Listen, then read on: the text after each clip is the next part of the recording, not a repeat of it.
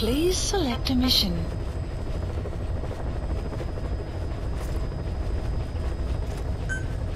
Mission accepted. Heading to Central Africa.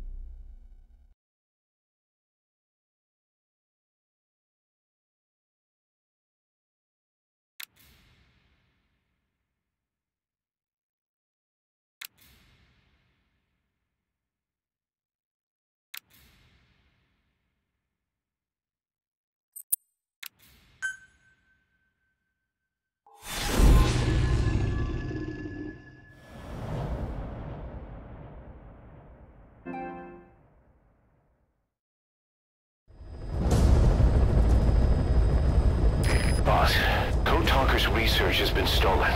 The research materials have been packed into 2 containers and hidden in the jungle southwest of the mansion. Enemy extraction choppers will be there any minute. You have to find and retrieve those containers before they arrive. That area is being guarded by zero-risk security, and their client is XOF. If the choppers make off with the containers, that research will end up in Cypher's hands. That cannot be allowed to happen. One other thing, boss. We need a cargo-capable Fulton extraction device to recover the containers. Use your iDroid to order its development and have it dropped in.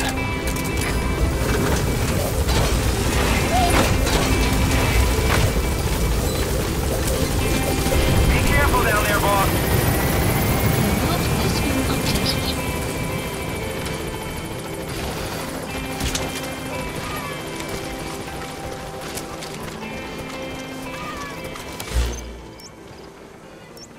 That's the target's predicted field of movement. It's up to you to find him.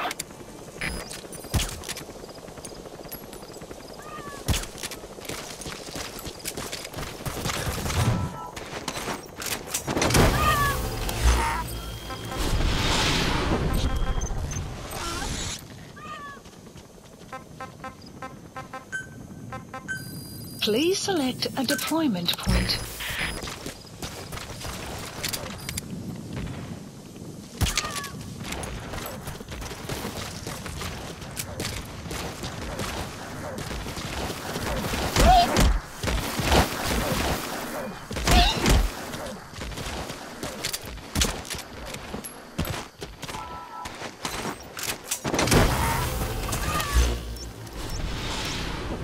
Marker placed.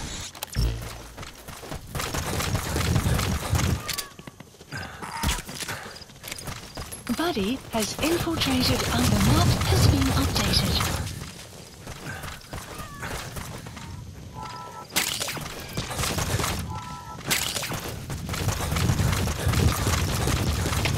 Alle eenheden, speciale waarschuwing.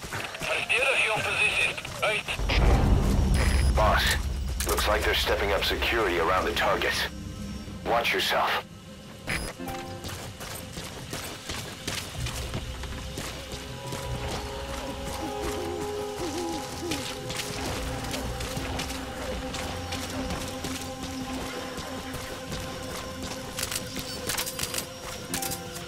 The map has been updated.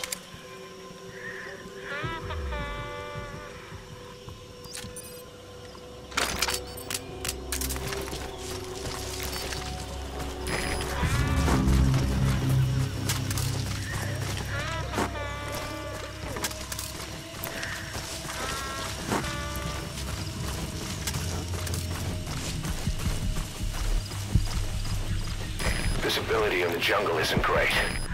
Watch out. You could run into the enemy at any time. Feel the roots. The branches. Become one with the forest. The forest is aware of the enemy's noise. You must be too.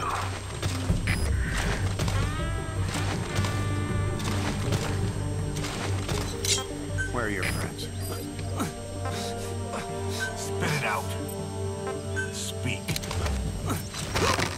I've updated the info on your The iDroid. map Take a has been look. updated. The PF soldiers have no idea what's in those containers. Strictly a need-to-know basis.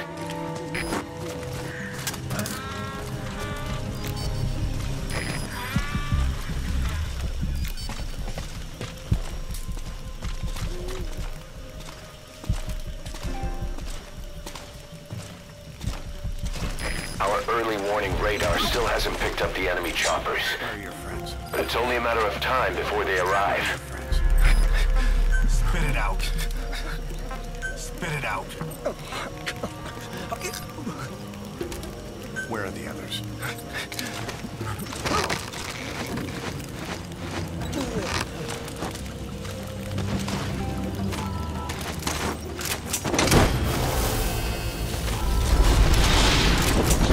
Target extraction confirmed. That leaves one target to go. Extraction Take care of the arrived next at one. Mother Base. Boss, our early warning radar just picked up the enemy choppers. We'll keep you informed of their ETA. Hurry up and extract the target. You can't go firing on the XOF choppers. If we attack XOF now, it'll be a declaration of war against Cypher itself. That time will come, but it's not now. Enemy presence detected. The map has been updated.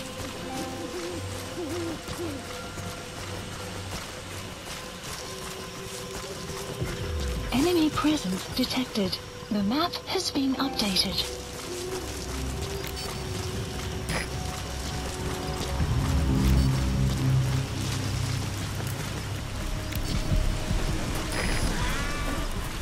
Clouds approaching.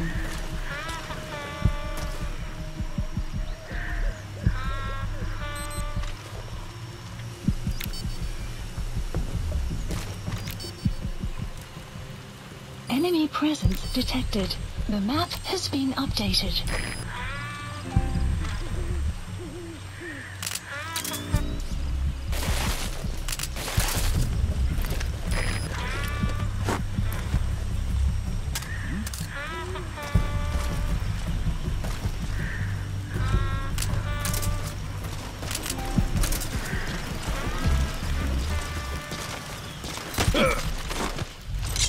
Where are the others? Enemy presence detected. The map has been updated. Talk. Champion, this is again. The whole process, man. The map has been updated. Er is CFP begrijp. En verlies is onaanvaardbaar. Voor jullie oorworst. Uit. Boss, you don't have much time. Move it!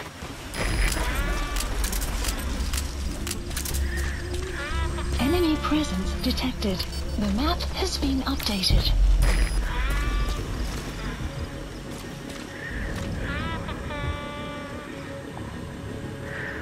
Enemy presence detected.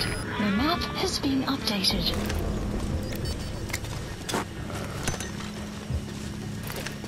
Buddy! Buddy, come on! Buddy!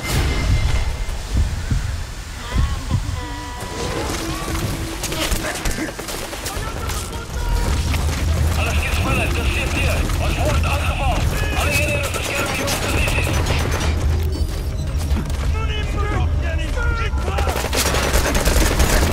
Alright. Target extraction confirmed. We've avoided the worst possible outcome. Exfiltrate the area. Go ahead and call the chopper. You can also exfiltrate the mission area by land. The map has been updated.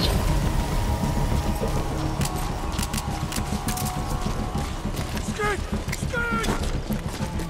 Hudson!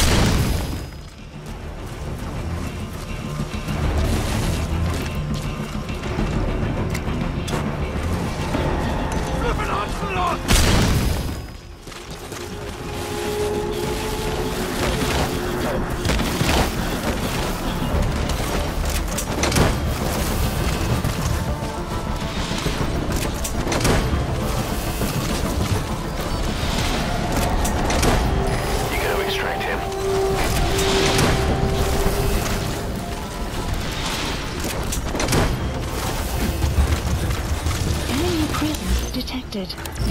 Subject been on board. updated. Leave the rest to us. You have arrived at your destination. CPR, dat is Delta hier. Visuele contact verloren. Keer terug naar laatste bekende positie. Goed. Er is CPR, begrijp. Onderzoek die area. Maar blijf op jullie hoede. Uit.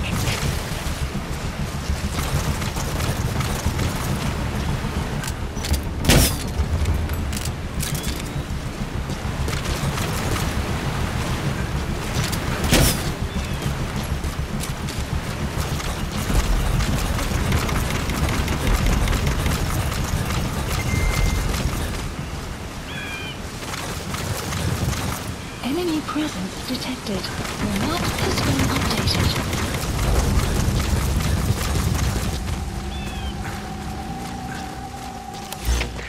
CPR, dat is Delta hier. We zijn tegen voor die vijand. We gaan terug die gebied. Goed. Er is CPR, begrijp. Analysis complete. Houd die voor. Uit. HK. Dat is CPR. We zijn die fans uitgetrekt, maar contact verloren naar het kruisvuur. Vijand kan nog even daarbij wegkruipen. Adviseer waakzaamheid. Hoor.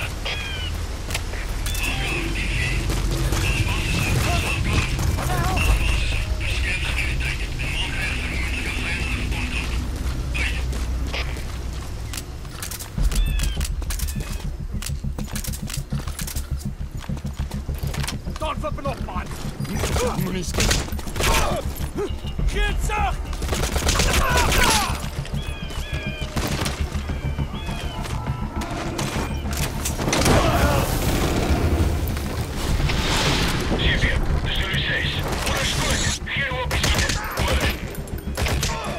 He's coming too. Roger that.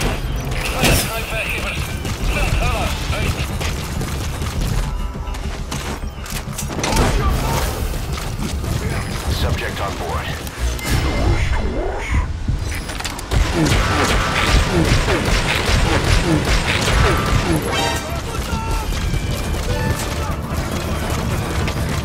He's coming too. Roger that.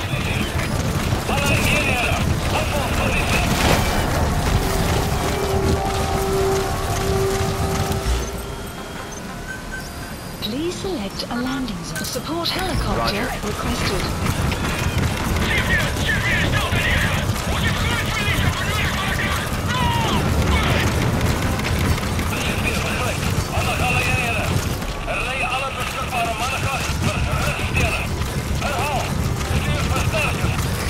This is B-Quad.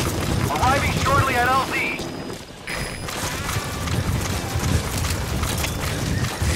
This is B-Quad. Have arrived at LZ. Will stand by. Support helicopter has arrived.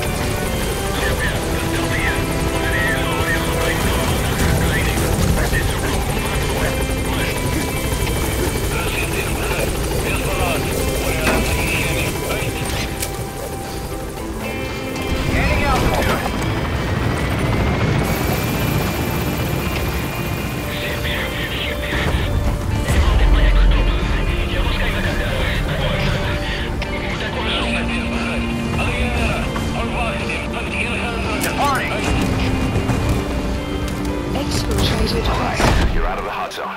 No enemy forces in Extraction pursuit. Mission arrived complete. at Mother Base. Mission complete. Great work.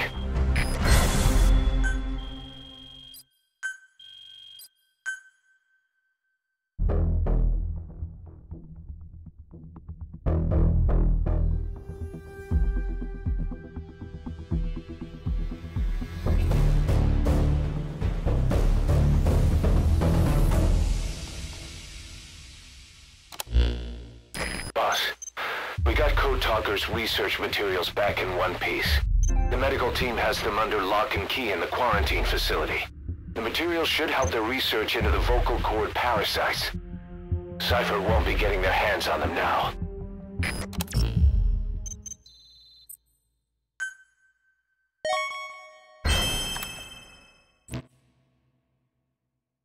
Code Talker examined everyone here, and one of us is infected. It's quiet. It was our cutting-edge MRI that finally revealed it. But we don't know what language strain it is. Get back to base. Time for her to talk. You know the room number. 101.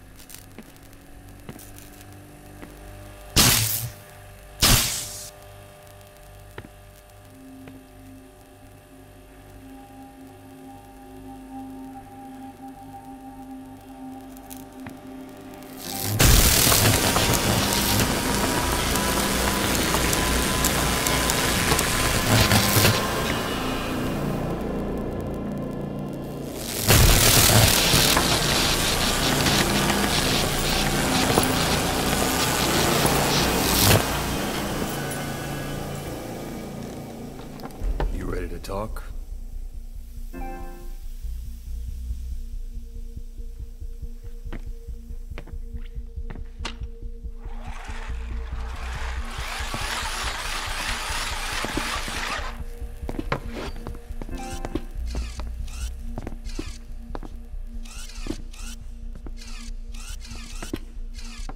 Anything? Still living up to her name. How about you drop the act?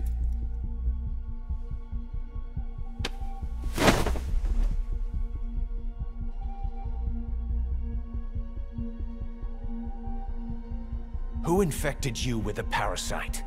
We can't let her talk. Put it back. All I want's a name. That won't trigger anything. Tell me.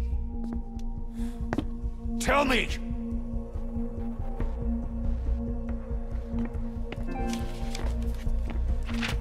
Your lungs have been barbecued. There's traces of rubbing alcohol in your alveoli.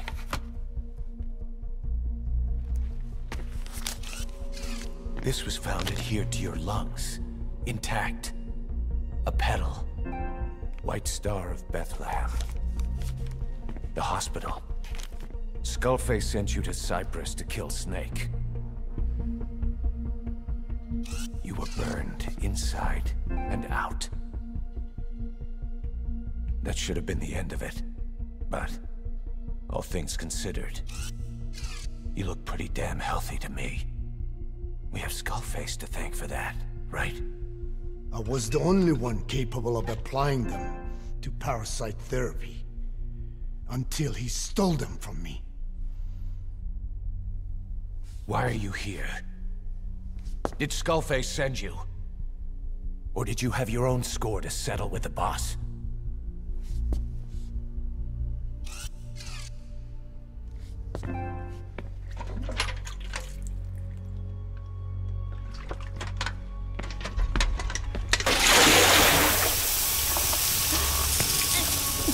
Refreshing? Salt water. No! She'll die!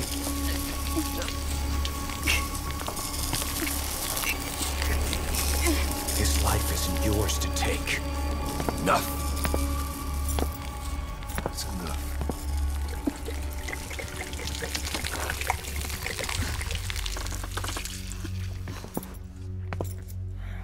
If she wanted to kill the boss, he'd already be dead. Same goes for us. She's had plenty of chances. She can talk. She's not here to kill anyone. We're wasting your time. It doesn't matter why she's here. She works for you now. She's in love with the legend.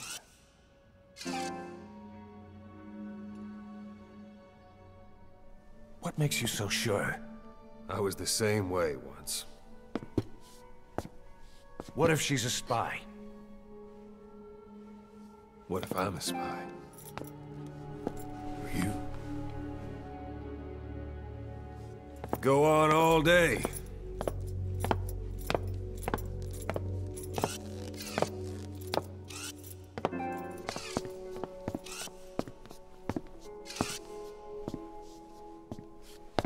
Boss. Let her go. She won't speak, so she can't spread the infection.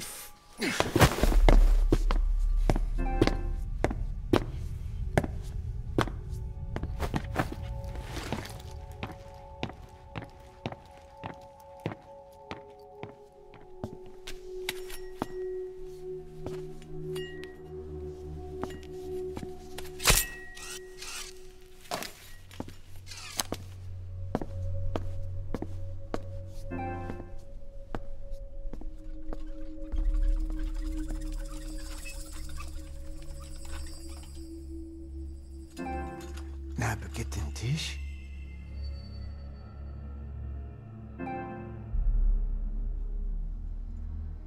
Nicht nagetten Tee. Oh.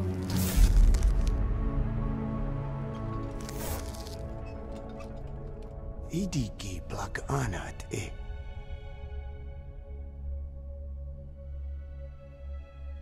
Oh. Ako kode cisdesni.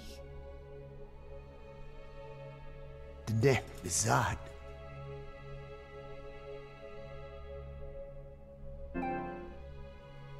Belagana gesnita.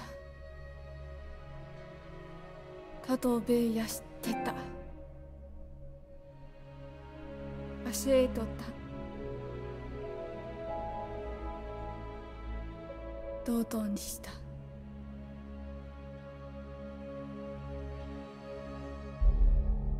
ドドにした。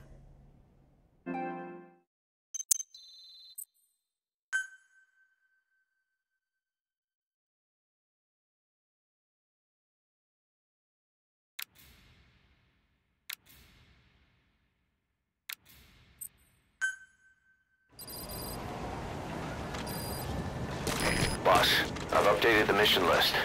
We've received some new job offers. The details are on your iDroid. Boss, some of the kids we've been keeping here have escaped. We don't know why they ran off, but it may have something to do with Ralph's death. The intel teams are looking for them as we speak.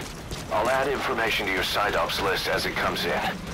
You need to locate and secure those kids. I'll try to find out what happened.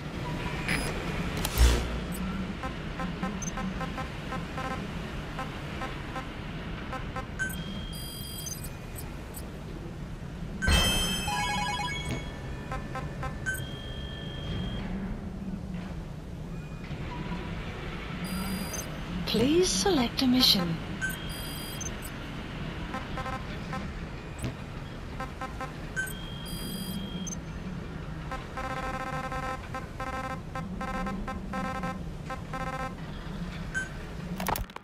I have no doubt Skullface's plan is almost complete. At that point, I will no longer be of use to him. I must leave behind this record at least. A record of how the ancient vocal cord parasites became these abominable ethnic cleansing parasites. I believe he has two purposes for the ethnic cleansing parasites. The first, as their name suggests, is ethnic cleansing. This conflict between East and West that envelops the world will not last much longer. Once the Cold War ends, and the weight of America and the Soviet Union is lifted away, the ethnic conflicts they kept suppressed will all rise to the surface. It is not difficult to imagine that the radical sides will begin cleansing their adversaries. What if an ethnic cleansing parasite matching the language of the aggressors, were to be unleashed, the aggressors would be washed off the earth. At the very least, the idea that retaliation could eradicate your people would prove a powerful deterrent. The second purpose is the Englishization of the world. To cipher the organization, this is probably their main use. Man thinks in words, or rather, words are man's very means of thinking. If you erase a word representing some concept, the concept itself disappears from the world. Nishone means beautiful in Navajo, but the image that comes to mind when we say Nishone differs from the Blagana's beautiful. An azure sky, a rolling landscape, lush greenery. The meaning we place in Nishone has its roots in Dene culture. If we lose the word Nishone, the images of our beautiful homeland would be washed away into oblivion along with it, just as Orwell indicated years ago. Cipher, being based in America, is pushing Englishization for this very reason. Suppose all 5 billion people on this planet come to read, speak, and think in English. Their wills could also be streamlined under English. Cipher's control would be all the easier. Economic governance would progress in leaps and bounds. The ethnic cleansing parasites would be a great aid in accomplishing this goal. There is no need to destroy every language besides English. All they need to do is weaken other dominant languages competing with it. Russian, Chinese, Arabic. If people know they risk their lives speaking such languages, they will flock to the lingua franca that is English. Cipher need not even focus attention on smaller languages. After all, they are already being eaten away by English. Business, education, film, commodities. English has permeated every area of global society. I can see this when I look at young Dene. Some of them have already lost their grasp of the Navajo language. It is said that over 2,000 languages of the world are facing extinction. This very moment, cultural concepts and forms of expression are disappearing forever. The spread of electronic networks gives greater meaning to Englishization. Networks have no national borders. By basing them on a single language, they can penetrate deeper into and between people. That basic point of unity provides the ideal environment for someone who aims to control people's wills. But how does this differ from building the Tower of Babel? The ethnic cleansing parasites attempt to rob man of his words. Such irony. It was the vocal cord parasites that gave words to him in the first place. Ancient man had no language. Unable to produce complex sounds due to the structure of the throat, he could communicate only through simple vocalizations and gestures. Then the vocal cord parasites infected his larynx. Man's transition to walking upright did not gift him solely with intelligence, but also with his voice. At the time, the vocal cord parasites never harmed man. They merely took a small measure of nourishment. In fact, you could call it a symbiotic relationship. Some animal species use particular vocalization patterns to attract a female and reproduce. Songbirds, certain insects, and also the vocal cord parasites. The difference is that the parasites themselves did not produce sounds. Rather, they had their hosts, man, do it for them. Once secure on the human host vocal cords, a male vocal cord parasite caused the host to produce a certain sound pattern, something like a warble of a bird. Meanwhile, females parasitizing other host pharynxes need only wait. Upon hearing the sound pattern of an attractive mate, they would manipulate their hosts into making contact with the person it came from. The female traveled through his host's saliva to the other host's vocal cords, where the male was waiting and the pair copulated. We can only imagine how the female manipulated his host, but it was probably through smell. Smells traveled directly to the limbic system via the olfactory cilia in the nasal cavity. Volatile compounds released by the female would stimulate the limbic system, which controls instincts, making the host feel amorous. This kind of sexual selection naturally led to competition between the male parasites. Males that had their hosts produce sounds perceived by females as more attractive succeeded in copulating and producing offspring. Evolutionary traits caused by sexual selection are curious. The peacock's feathers, the mannequin's dance, the firefly's luminescence pattern. Even with courtship behaviors that are not advantageous to survival, those individuals that excel in them produce offspring, and it escalates with each generation. The same was true of the vocal cord parasites. Courtship vocalization rhythms and intonations became more sophisticated, and in order for man to produce such sounds, they had to alter his vocal organs. By lowering the position of the larynx and developing resonating chambers, they enabled more complex pronunciations. But that was not all. The vocal cord parasites activated a transcription factor that would later control man's language ability. A protein that, due to its appearance, is called forkhead box protein P2, or FOXP2. Activating this transcription factor led to the development of brain function capable of creating sophisticated frequency changes. This was the pinnacle of the vocal cord parasite's prosperity. However, this sophisticated pronunciation control was too useful for man to ignore. Once human sexual activity ceased to be only seasonal, and having lost pigment-based sexual characteristics, distinctive vocalizations became the most effective means for humans to attract mates as well. Combined with logic pathways hardwired into the brain, or universal grammar, it was not long before advanced communication was possible. This was the birth of language. Luckily for man, it was around this time that a particular retrovirus was circulating.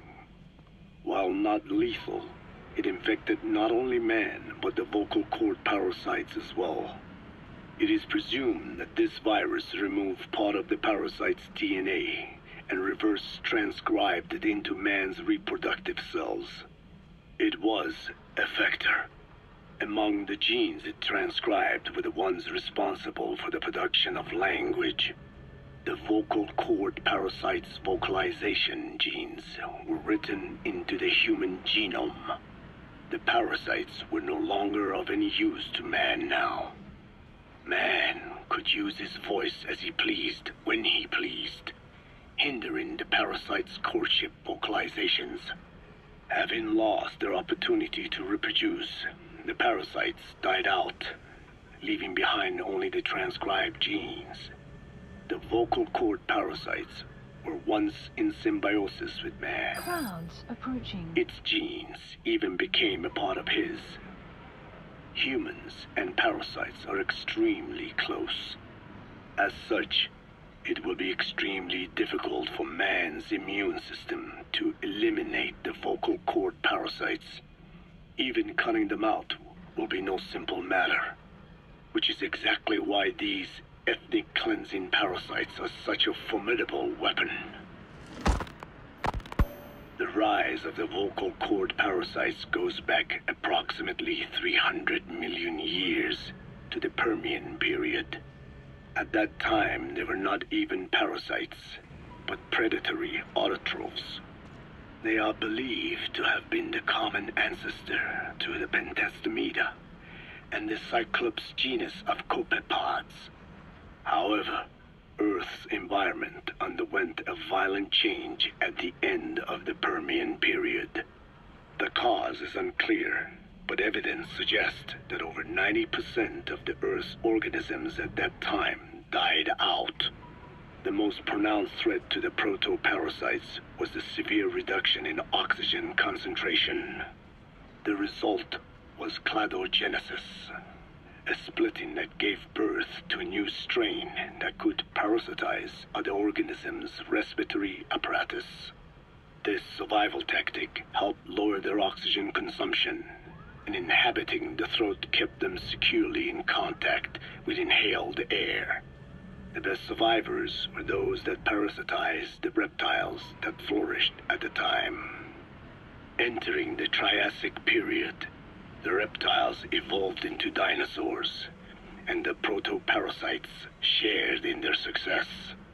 Dinosaurs developed respiratory organs called air sacs to adapt to the low oxygen environment. These in particular helped the protoparasites thrive. But another trial awaited them. The end of the Triassic period saw another drastic change in the Earth's environment. For most parasites, the male and female take the same host. Many are, in fact, hermaphrodites. Originally, the vocal cord parasites were as well. But for any strain to ride out a severe environmental change, it must secure a steady pool of genetic diversity. Another split. Now the newest strain procreated with mates found in other hosts. And in order to increase its encounters with those mates, the new strain utilized the voice of its host. They came to inhabit the host's vocal cords. This truly was the birth of the vocal cord parasite. The parasites developed the host's pharynx to form resonating chambers and used them to produce sophisticated mating calls. The relatively upright posture of the dinosaurs was important in this, because the crooked L-shaped pharynx was more suited to the development of resonating chambers. These developments ushered in a time of great prosperity for the parasites. But for the third time, the parasites had a major hurdle to overcome. The meteorite impact at the end of the Cretaceous period, which spelled the end of the dinosaurs. With their hosts extinct, the vocal cord parasites had no option but to find a new habitat. Birds. As genetic successors to the dinosaurs, with functioning air sac apparatus already in place, birds were the perfect choice. But the parasites could not survive in birds that flew at high altitudes with thinner air. So they parasitized ground-dwelling birds and altered their respiratory system for the sake of reproduction. They gave the birds the means to produce sophisticated sounds, the syrinx responsible for chirping. This is the proof that points to activation of FOXP2 in songbirds as well as humans. The Cenozoic era began with a rise in oxygen concentration, which helped mammals to evolve and increase in size. The parasites then shifted to humans as a more effective host. Humans' bipedal upright walking meant that our throats could support larger resonating chambers. At first, vocal cord parasites entered humans using birds as their intermediate host. But eventually they changed to conducting their entire life cycle within human hosts. What happened next is as I have already described. People took the vocalizing prowess given them by the parasites and made it language. And once the parasites could no longer use it as their mating call, they died out. Or in other words, the parasites overcame all evolutionary hurdles except humanity. Skullface shared his opinion on this matter. He said the Ethnic Cleansers Project was sure to succeed. After all, the parasites had a grudge against us humans. To think we awoke them after such a long slumber, just so they could sate their thirst for vengeance. It is terrible, unforgivable, and yet, it is what I have done.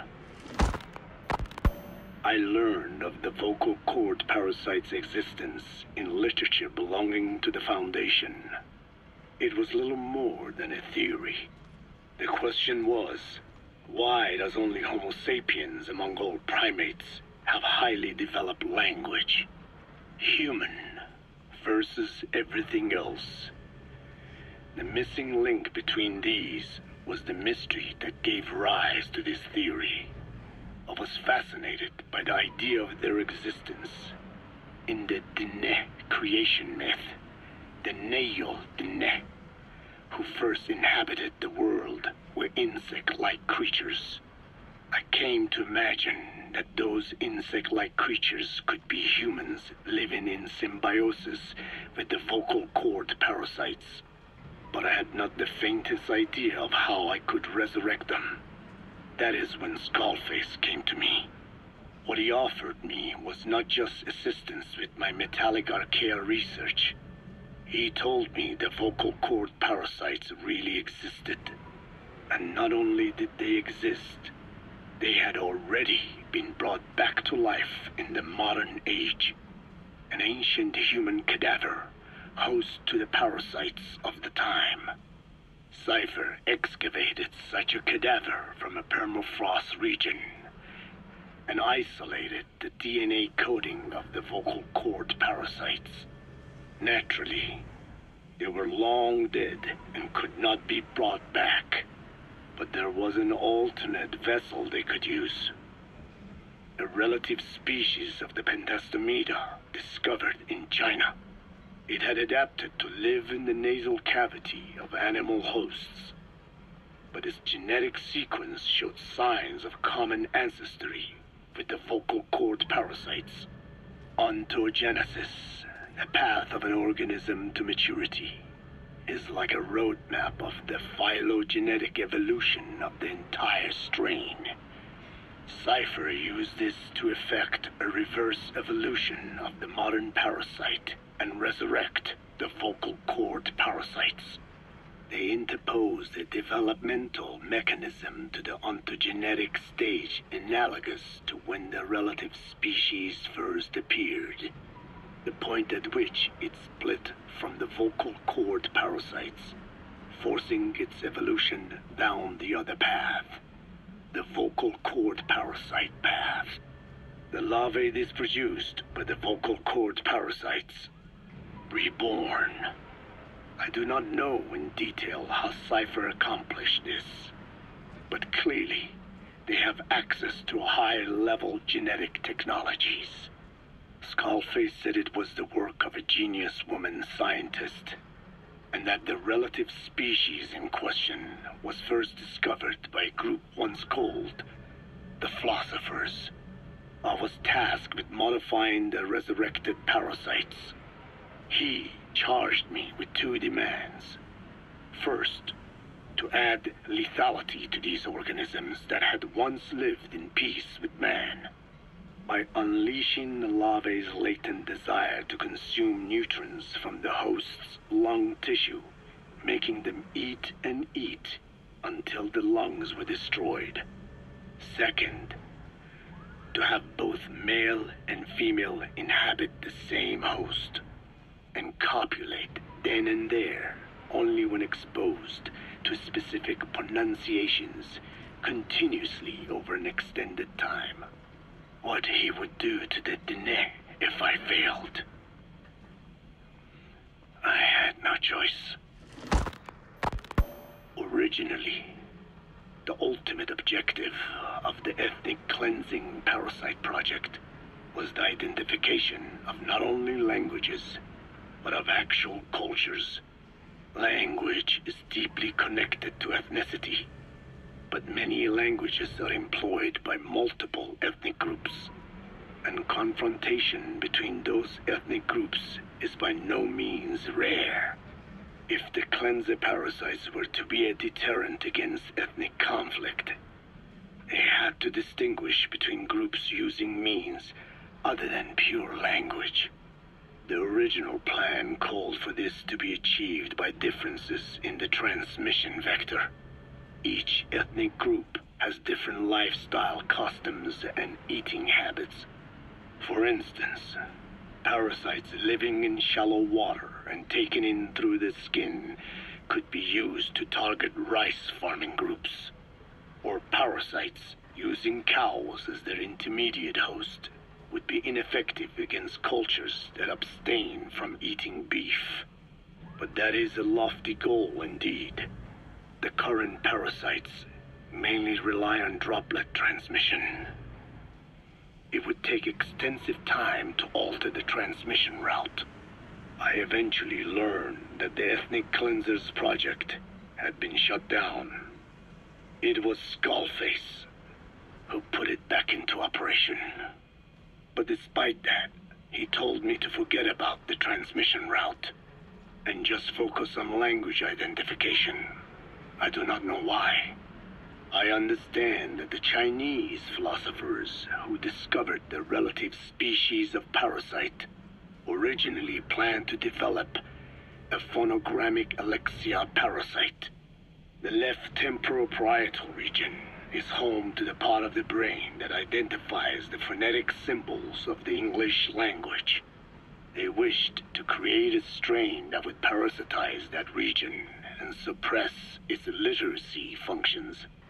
The brain area responsible for identifying the logographs of Chinese, meanwhile, is in the left middle frontal gyrus, meaning that even if native speakers of Chinese were infected with the parasite, the literacy would be unaffected. Old and new, east and west, there is no limit to the delusions of those in power. But this delusion threatens to become a reality. I have to do something to stop this. There must be something I can do.